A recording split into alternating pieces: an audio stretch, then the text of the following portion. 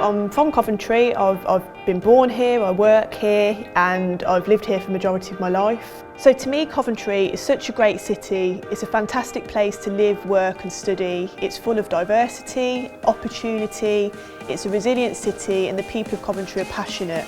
But with Coventry having so much opportunity, that doesn't mean that everybody in Coventry has access to that. If 2 babies are born in Coventry today, they would have a life expectancy that differs of 10 years because of the environment in which they're born into.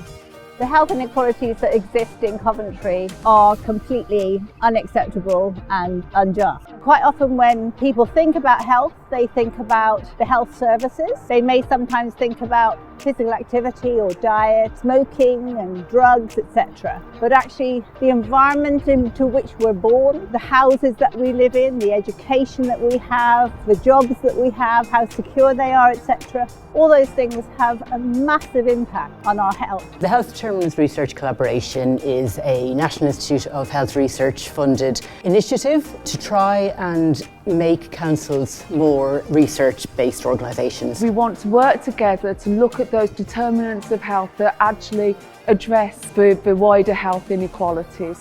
So we hope that we'll get the whole community involved in research. So because we have this divide across Coventry, it's really important that we do research in how do we level up that gap. It's painful because you want all the community to prosper. But what we've got to do is, through the power of this research, we want to find real solutions that we can put on the table and change the thinking with genuine evidence. So if we start to unpack those and start getting interventions targeted at those particular community groups, what particular interventions those particular communities would value and benefit from. If we do work that is research informed, then we're not wasting money doing things that we don't know whether it works or not. I've learned a lot with the youth. Because I was an asylum seeker, I decided to research what is really affecting them and how they think they need help. Some of them get so stressed, it makes them sick. They have so much in them that it's not coming out just because of the situation they are in.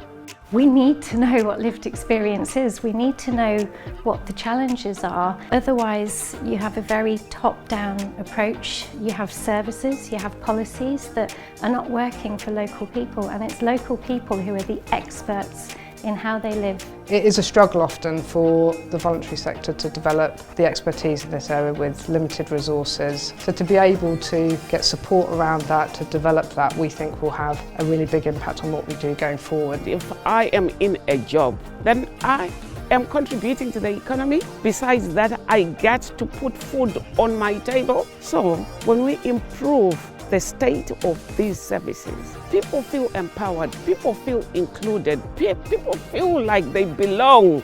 And that's actually the dream of the HDRC, to do some really meaningful impact research that will make a difference.